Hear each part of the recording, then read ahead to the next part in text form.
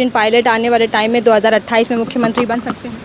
वो जनता के नेता है, अब ये तो फैसला पार्टी करेगी, लेकिन उनके प्रशंसक जो लोग उनसे जुड़े हुए हैं वो तो यही मंत्री, इनके विधायक यही करेंगे हमारी नहीं चल रही।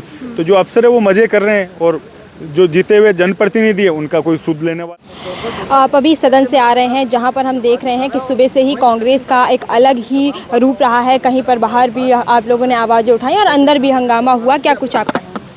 देखिए, जिस तरीके से भाजपा सरकार आने के बाद ना किसी मंत्री की सुनवाई है, ना किसी विधायक की सुनवाई है, अफसर जिस तरह से सरकार चला रहे हैं और कानून व्यवस्था जिस तरह से राजस्थान में बिगड़ी है, उसको लेकर कांग्रेस पार्टी की ओर से नेता प्रतिपक्ष टीकाराम जी जूली के नेतृत्व में हम सुबह से ये मांग कर रहे हैं कि आपको कानून व्यवस्था पर मंत्री से जवाब दिलवाना चाहिए। लेकिन सदन में भाजपा के लोग बिल्कुल इस तरह से बैठे हुए हैं कि ना वो जवाब देना चाहते, ना वो बात को सुनना चाहते। सुबह से लगातार हम लोग अंदर भी अपनी मांग को उठा रहे हैं, धरना दे रहे हैं, आंदोलन कर रहे हैं, लेकिन फिर भी सरकार किसी भी तरीके की जूं तक उनकी कान पे नहीं रेंग रही।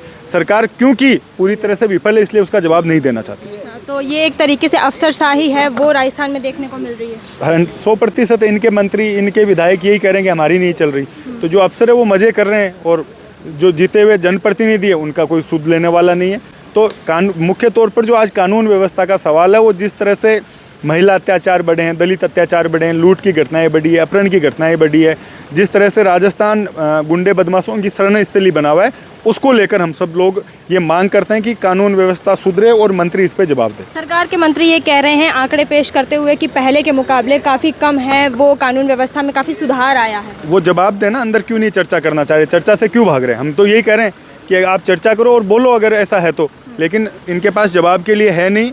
अब केवल आंकड़ों से और कागजों में, आंकड़ों में बताकर ये सब लोग चाहते हैं कि जनता भ्रमित हो, लेकिन जो व्यवस्था लोगों के बीच में है वो हमसे ज़्यादा उसको भुगत रहे हैं। इस सत्र की बात करें तो ये मानसून सत्र था, आप लोगों ने कई सारे मुद्दे सोचे थे और अलग अलग हम देख रहे हैं कि मुद्दों को लेकर कभी कांग्रेस का ट्रैक्टर से अंदर घुसती है तो उनको रोका जाता है, कभी उनके अंदर नहीं बोलने दिया जाता है। देखो, जिस समय से ये सत्र चला है, भाजपा किसी भी मुद्दे पर जवाब देने की स्थिति में नहीं है।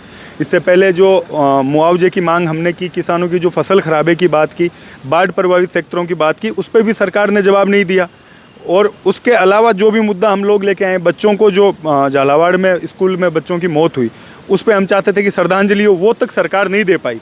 तो आप इससे समझ सकते हैं कि इनके लिए क्या प्राथमिकताएं क्या है, जनता के मुद्दे, लोग, और या फिर सिर्फ सरकार में जिस तरीके का डुलमुल रवैया चल रहा वो है। सचिन पायलट को लेकर आप क्या कहोगे? कल जो सैलाब उनके जन्मदिन के दिन उमड़ा, तो देखने वाली बात थी कि किस तरीके से बहुत सारे जो समर्थक थे, फैंस बोलेंगे, बहुत ज़्यादा थे।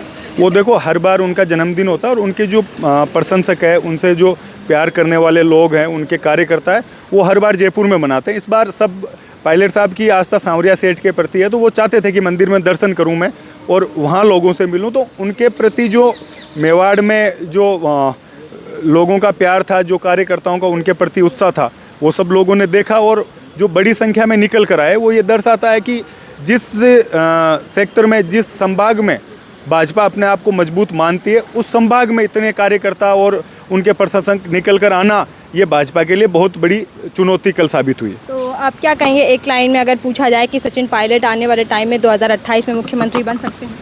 वो जनता के नेता है, अब ये तो फैसला पार्टी करेगी, लेकिन उनके प्रशंसक जो लोग उनसे जुड़े हुए हैं वो तो यही चाहते हैं।